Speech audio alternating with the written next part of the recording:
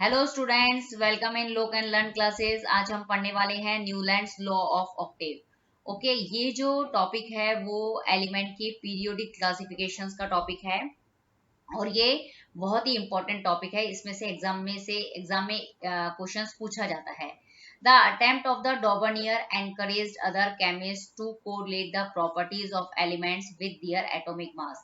मतलब जो डॉबर्नियर ने जो ट्राइड बनाए थे, ओके, मतलब ट्राइड किसके बनाए थे? उन्होंने एलिमेंट्स के बनाए थे। और ट्राइड का मतलब ये होता है कि ट्राइड क्या होता है? ग्रुप होता है। ओके, उस ग्रुप के अंदर जो एलिमेंट्स का जो नंबर होता है वो कितना होता है? 3। ओके, 3 मतलब 3 एलिमेंट्स होते हैं हर ग्रुप के अंदर। तो उस ये जो तीनों एलिमेंट्स जो होते हैं वो कैसे अरेंज रहते हैं?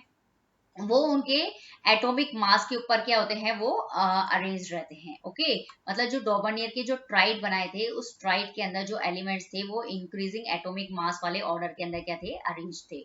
ओके, इसी को देखते देखते जो दूसरे साइंटिस्ट थे, जो दूसरे केमिस्ट थे, उन्होंने भी क्या करा? एलिमेंट को जो अरेंज किया ना, उनका जो बेसिक जो कंसेप्ट था वो भी क्या था? मतलब वो भी उनका था एटॉमिक मास ही। उनका जो मेन कंसेप्ट जो था वो एटॉमिक मास था। मतलब एटॉमिक मास के बेस के ऊपर ही उन्होंने भी क्या किए थे? दूसरे साइंटिस्ट ने मतलब एलिमेंट्स को क्या किया था? अरेंज किया था। ओके, और अपना क्लासिफिकेशंस दिया था। In 1866, John Newlands, an English scientist, arranged the then known elements in the order of increasing atomic mass. डॉबर्नियर के बाद में कौन से साइंटिस्ट थे जिन्होंने मतलब पीरियोडिक क्लासिफिकेशंस दिया था? वो थे एक इंग्लिश साइंटिस्ट थे जिनका नाम था जॉन न्यूलैंड्स। ओके, और उन्होंने क्या था? 1866 के अंदर क्या किया था? मतलब एलिमेंट्स को क्या किया था? उस समय तक जितने भी नोन एलिमेंट्स थे ना, जितने भी एलिमेंट्स डिस्कवर किए थे, उन एलिमेंट्स को किस मतलब कैसे अरेंज किया था? उनको इंक्रीजिंग एटॉमिक मास के हिसाब से के ऑर्डर के अंदर क्या किया? उन्होंने अरेंज किया। अब ये जो इंक्रीजिंग एटॉमिक मास वाला ऑर्डर क्या होता है, एक बार मैं बता देती हूँ। इसके अंदर क्या होता है कि जो एलिमेंट सबसे जिसका एटॉमिक मास कम होगा उसको आप पहले रखेंगे। फिर उसके बाद में जो एलिमेंट रखेंगे उसका एटॉमिक मास थोड़ा ज्यादा होगा। इसके बाद जो आप एलिमेंट रखेंगे उसका एटॉमिक मास जो होगा वो थोड़ा ज्यादा होगा। ओके, इस तरीके से ये जो पैटर्न जो होगा वो क्या होता रहेगा? फॉलो होता रहेगा। ओके, डॉबर्नियर ने क्या किया था? सिर्फ 3 एलिमेंट्स को बनाया था। लेकिन जो न्यूलैंड्स मतलब जो थे ना, उन्होंने क्या किया था कि एक ही रो के अंदर कितने एलिमेंट्स रखे थे? 7 एलिमेंट्स रखे थे। Okay, okay, he started with the elements having the lowest atomic mass and ended at thorium, which was the 56th element. मतलब जो न्यूलैंड्स थे उन्होंने जो अपना मतलब सबसे पहले कौन सा एलिमेंट रखा था जिसका एटॉमिक मास जो है वो सबसे कम था? और वो एलिमेंट कौन सा था? हाइड्रोजन। और सबसे लास्ट वाला एलिमेंट उनका कौन सा था? थोरियम था। ओके, जिसका एटॉमिक मास जो होगा वो नेचुरली सबसे ज्यादा होगा। और ये एलिमेंट जो था वो 56 एलिमेंट था। ओके, तो मतलब उस समय कितने एक तो एलिमेंट डिस्कवर्ड हुए थे? एक तो 56 एलिमेंट हुए थे। और ये सेकंड क्वेश्चन ये भी पूछा जा सकता है कि लोएस्ट एटॉमिक मास किसका था उस समय तक? मतलब तो वो है हाइड्रोजन का। और ठीक है, तो ये मतलब इस तरीके से क्वेश्चंस पूछे जा सकते हैं। ओके,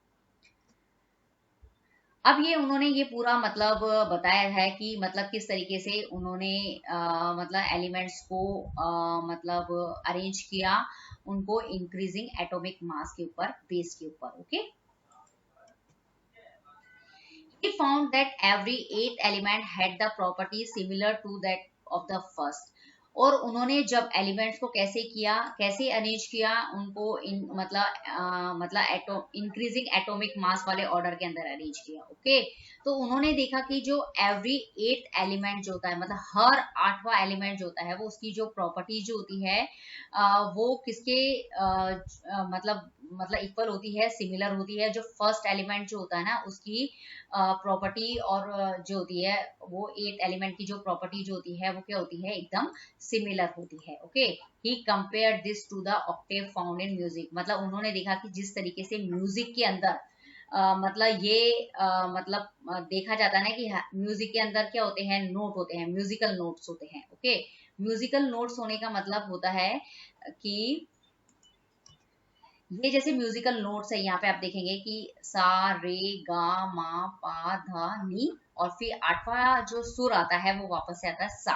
तो मतलब आप देख रहे हैं कि जिस तरीके से म्यूजिकल नोट के अंदर जो पहला सुर जो होता है पहला नोट जो होता है, और जो वापस अगर आप रिपीट करेंगे, रिपीट करके जब 8वां नोट आएगा वो भी क्या होता है, सा होता है। तो मतलब कहने का मतलब जिस तरीके से म्यूजिक के अंदर फर्स्ट और 8th नोट जो होता है इक्वल होता है, उसी तरीके से इनका जो क्लासिफिकेशन था उसके अंदर भी क्या थे, जो फर्स्ट एलिमेंट है और जो 8th एलिमेंट जो होता है उनकी जो प्रॉपर्टीज जो होती है वो भी क्या होती है, वो सेम होती है।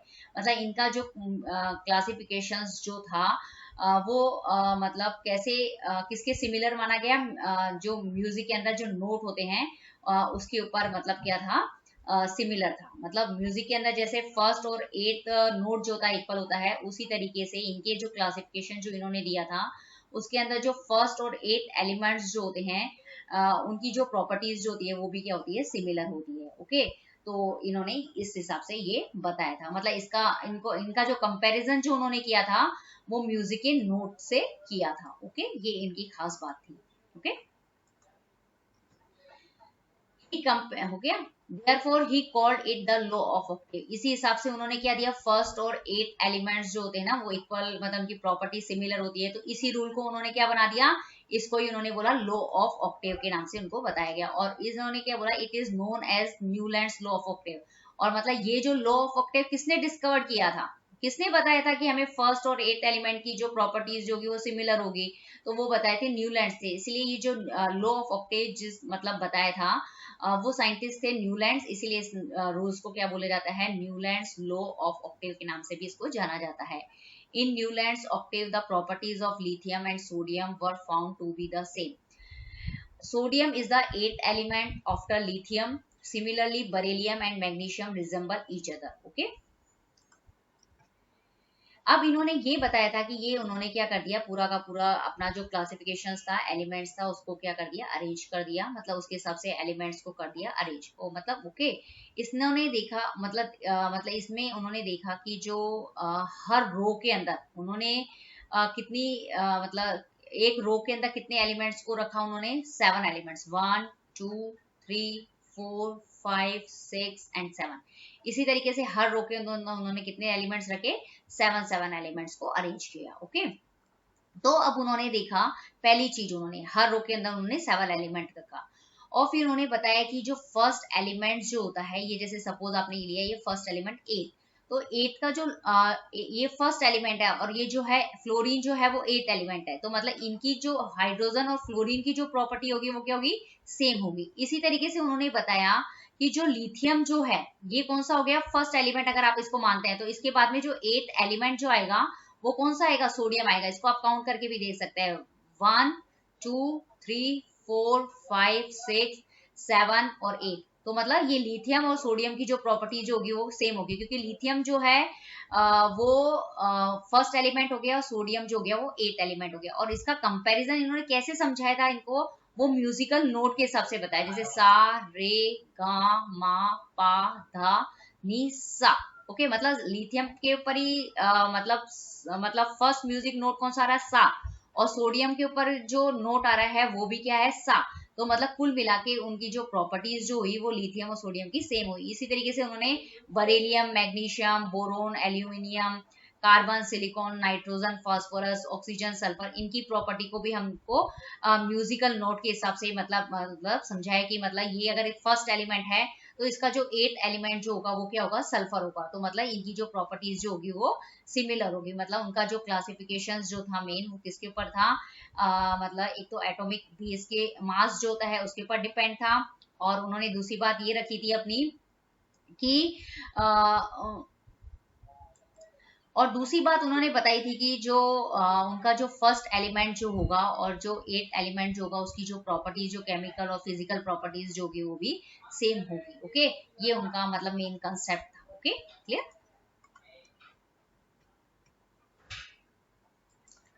अब हमने क्या पढ़ा है कि मतलब अभी तक उसके को डिटेल से समझा है, लेकिन जब हमें एग्जाम में लिखना होता है कि न्यूलैंड्स लॉ ऑफ ऑक्टेव क्या होता है, तो आप उसको इस तरीके से लिख सकते हैं, according to this when elements are placed in order of increasing atomic masses the physical and chemical properties of every 8 elements are repetitions of the properties of first elements. मतलब इस मतलब न्यूलैंड्स लॉ ऑफ ऑक्टेव के according, मतलब ये law क्या है, इसके अंदर क्या करते हैं कि हम एलिमेंट्स को क्या करते हैं, उनके इंक्रीजिंग एटॉमिक मास के हिसाब से क्या करते हैं, मतलब उनको क्या करते हैं, अरेंज करते हैं, ओके, रखते हैं उनको। तो उनको हम देखते हैं कि जब हम उनको इंक्रीजिंग एटॉमिक मास वाले ऑर्डर में अरेंज करते हैं, तो मतलब हम देखते हैं कि जो 8 एलिमेंट जो होता है, हर 8 एलिमेंट की जो प्रॉपर्टी जो होती है उससे उसकी जो प्रॉपर्टी जो होती है, उसकी जो फर्स्ट एलिमेंट की जो प्रॉपर्टीज जो होती है उसके क्या होती है, वो इक्वल होती है, ओके। तो ये उनका लो, मतलब जो लो था उसको हमने बोलते हैं न्यूलैंड्स लॉ ऑफ ऑक्टेव के नाम से जानते हैं, ओके। तो इसके अंदर फर्स्ट और 8 एलिमेंट के बीच में क्या बताया था उन्होंने, रिलेशंस बताया था, okay. Newlands compared this octave to the series of 8 notes of musical scale. और ये जो न्यूलैंड्स ने मतलब जो एलिमेंट्स को अरेंज किया था, वो पूरा का पूरा इनका जो क्लासिफिकेशन था वो इंक्रीजिंग एटॉमिक मास के ऊपर डिपेंड था। और दूसरा डिपेंड था मतलब जिस तरीके से म्यूजिकल जो स्केल होती है उसके अंदर 8 नोट्स होते हैं। 8 नोट्स कौन से होते हैं, सा रे गा मा पा धा नी फिर सा, ओके। तो मतलब इस तरीके से ये जो इनकी सीरीज होती है ना, वो सेम सीरीज जो थी वो इनके लो के अंदर भी थी, ओके, क्लियर। मतलब कहने का मतलब ये है कि जिस तरीके से म्यूजिक के अंदर जो पहला नोट जो होता है वो सा होता है, और जब आप मतलब वापस जाएंगे तो मतलब जब 8वां नोट जो वापस रिपीट होगा, मतलब जो 8वां सुर होगा, 8वां नोट जो होगा वो भी क्या होता है, वो फर्स्ट नोट के क्या होता है, इक्वल होता है। इसी तरीके से जो इनका जो लो था उसके अंदर जो फर्स्ट और जो 8 एलिमेंट जो होते हैं उसकी जो प्रॉपर्टीज जो होती है वो भी क्या होती है, सेम होती है, ओके। अब ये उन्होंने पूरा का पूरा अपना ये मैंने आपको समझा दिया है वापस से कि क्या होता है इनका, मतलब एक बार मैं वापस से बता देती हूँ कि मतलब उन्होंने क्या किया था कि म्यूजिकल जिस तरीके से म्यूजिक के अंदर नोट्स होते हैं ना, सा रे गा मा पा धा नी और फिर सा, ओके। तो मतलब ये मतलब म्यूजिक के नोट्स हैं, और उन्होंने क्या किया था, इनके अंदर एलिमेंट्स को क्या करा था, मतलब अरेंज किया था इंक्रीजिंग एटॉमिक मास के ऊपर, ओके। तो मतलब इसके अंदर यही बताया गया है कि जो फर्स्ट एलिमेंट जो होगा, सपोज आप कोई सा भी फर्स्ट एलिमेंट, सपोज आप इस मैग्नीशियम को फर्स्ट एलिमेंट मानते हैं, ओके, सॉरी 8 एलिमेंट मानते हैं, तो 8 एलिमेंट से जो पहले वाला होगा, मतलब ये 8 7 6 5th 4 3 2 1, तो मतलब ये जो आया बरेलियम, मतलब मैग्नीशियम और बरेलियम की जो प्रॉपर्टीज जो होगी वो सेम होगी, ओके, क्योंकि ये फर्स्ट और 8 एलिमेंट्स हैं और इनकी प्रॉपर्टी जो है वो न्यूलैंड लॉ ऑफ ऑक्टेव के अकॉर्डिंग क्या होती है, सिमिलर होती है, ओके। अब हर जो साइंटिस्ट जो होते हैं उनके क्या होते हैं, कुछ ना कुछ मतलब जो भी वो क्लासिफिकेशंस देते हैं, जो भी अटेम्प्ट रखते हैं वो उसके अंदर कुछ ना कुछ लिमिटेशंस जरूर होती है। तो limitations of Newlands law of octave are as follows, मतलब जो ये इन्होंने न्यूलैंड्स ने जो लॉ ऑफ ऑक्टेव दिया था उसकी क्या लिमिटेशंस होती है उसको हम देख लेते हैं। It was found that the law of octave was applicable only up to calcium, as after calcium every 8 element did not possesses properties similar to that the first। मतलब इनका जो मतलब जो न्यूलैंड्स ने लॉ ऑफ ऑक्टेव दिया था ये सिर्फ कैल्शियम जो एलिमेंट जो है उसी मतलब तक ही ये क्या था, मतलब लागू हुआ था, अप्लाई हुआ था। और इसके बाद में जो कैल्शियम के बाद में जो जितने भी एलिमेंट्स जो थे, मतलब वो क्या है कि उनकी जो मतलब कैल्शियम के बाद में जितने भी 8 एलिमेंट थे, ओके, जो हर एलिमेंट था कैल्शियम के बाद में जो हर 8 एलिमेंट था उसकी जो प्रॉपर्टी जो थी वो उससे जो पहले आने वाली जो फर्स्ट एलिमेंट की प्रॉपर्टी से क्या थी, वो सिमिलर नहीं थी। ये उनकी पहली लिमिटेशंस थी। मतलब इनका जो रूल्स था वो सिर्फ कैल्शियम जिसका एटॉमिक मास कितना होता है 40 होता है, उसी तक क्या था, ये अप्लाई हुआ था, ओके। कैल्शियम के बाद में मतलब जो एलिमेंट थे उनके ऊपर ये रूल्स फॉलो नहीं हुआ था कुल मिला के। दूसरा लिमिटेशंस या दूसरा ड्रॉबैक इनका ये था कि it was assumed by Newlands that only 56 element existed in nature. मतलब जब न्यूलैंड्स ने लॉ ऑफ ऑक्टेव बनाया था ना उस समय तक कितने थे, 56 एलिमेंट ही मतलब उस समय नेचर के अंदर मतलब मिले थे। And no more elements would be discovered in the future. और मतलब उनको ऐसा नहीं था, मतलब उनको ऐसी उम्मीद थी, इतनी होप थी कि उनको कि मतलब इसके बाद फ्यूचर में और कोई एलिमेंट्स जो होगा वो डिस्कवर्ड नहीं होगा। कहने का मतलब, okay. But later on several new elements were discovered whose properties did not fit into the law of octave. मतलब लेकिन मतलब उनको ऐसी उम्मीद थी कि सिर्फ 56 एलिमेंट्स जो होंगे वही मतलब नेचर के अंदर होंगे, इसके बाद में और कोई दूसरा एलिमेंट डिस्कवर्ड नहीं होगा। लेकिन ऐसा नहीं हुआ। 56 एलिमेंट के बाद भी मतलब बहुत सारे नए एलिमेंट्स क्या हुए, डिस्कवर्ड हुए।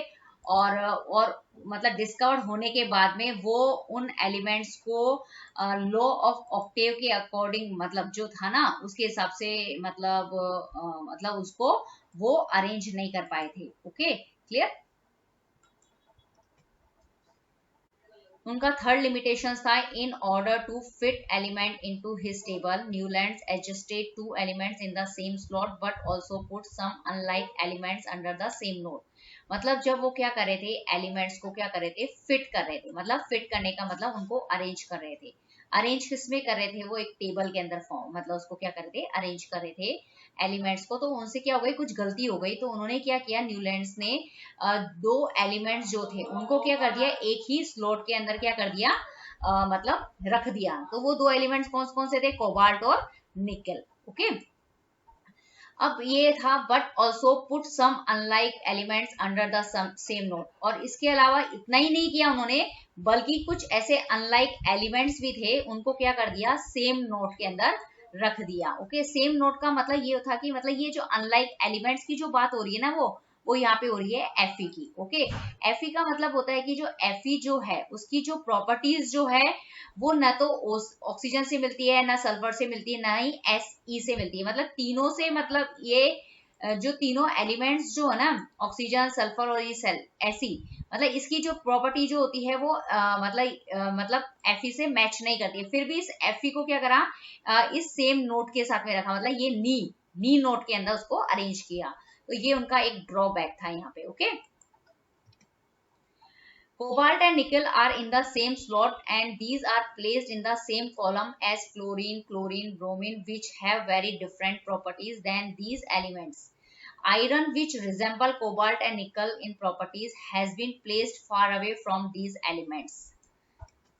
यहाँ पे ये बताया गया है कि जो कोबाल्ट और जो निकेल जो है उसकी जो प्रॉपर्टीज जो है वो क्या है, मतलब ये फ्लोरीन, क्लोरीन और ब्रोमीन से नहीं मिलती है। फिर भी कोबाल्ट और निकेल को किसके साथ में अरेंज किया, मतलब फ्लोरीन, क्लोरीन और ब्रोमीन वाले नोट के साथ में मतलब क्या किया उन्होंने, अरेंज किया। ओके, जबकि इनकी प्रॉपर्टीज जो है वो बिल्कुल इससे मैच नहीं करती है। दूसरी उनकी ये रहा कि जो ये आयरन जो होता है, ये Fe की जो प्रॉपर्टी जो है वो किससे मैच करती है, कोबाल्ट और निकल से मैच करती है। तो लेकिन इन दोनों को क्या करा, आयरन, कोबाल्ट और निकल को एक साथ नहीं रख के उन्होंने क्या किया, उनको अलग अलग नोट के अंदर अरेंज किया। मतलब एक नोट, मतलब कोबाल्ट और निकल को कौन से नोट के अंदर रखा उन्होंने, सा नोट के अंदर रखा। और जो आयरन जो है उसको कौन से नोट के अंदर रखा, नी नोट के अंदर रखा। ओके, तो ये उनकी कमी थी कि मतलब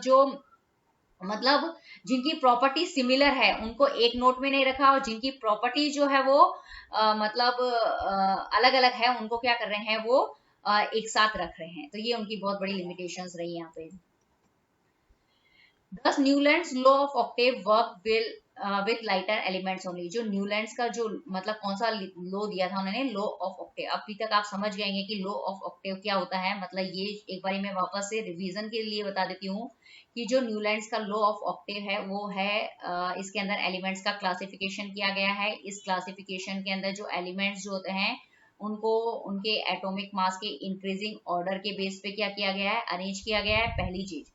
और दूसरी चीज जो होती है कि इसके अंदर क्या होता है कि हर रो, मतलब रो के अंदर क्या किया उन्होंने, एलिमेंट्स को क्या किया था, अरेंज किया था। और हर रो के अंदर कितने एलिमेंट्स थे, 7 एलिमेंट्स थे। ओके, और हर 7 एलिमेंट्स जो होते हैं वो इंक्रीजिंग एटॉमिक मास के हिसाब से अरेंज थे। ठीक है, दूसरी चीज ये रहेगी इसकी कि इसके अंदर उन्होंने ये किया था कि मतलब जो फर्स्ट और 8 एलिमेंट जो होते हैं उसकी जो प्रॉपर्टी जो होती है वो क्या होती है, सेम रहती है इसके अंदर, इसके मतलब जो न्यूलैंड का लॉ ऑफ ऑक्टेव है उसके अकॉर्डिंग। ओके, लेकिन ये जो न्यूलैंड का जो लॉ ऑफ ऑक्टेव है वो सिर्फ ये जो रूल्स जो है वो सिर्फ कौन से एलिमेंट्स के ऊपर ही लगता है जिसका एटॉमिक मास जो होता है वो मतलब कम होता है, उन्हीं एलिमेंट्स के ऊपर ये फॉलो हुआ था। मतलब कहने का मतलब जिसका मतलब ये रूल्स जो है वो सिर्फ कैल्शियम मतलब जो एलिमेंट है तब तक ही फॉलो हुआ जिसका एटॉमिक मास 40 है। 40 के बाद मतलब जितने भी एलिमेंट्स जो हैं जिनका एटॉमिक मास जो है वो 40 के ऊपर है, उनके ऊपर ये रूल्स फॉलो नहीं हुआ था।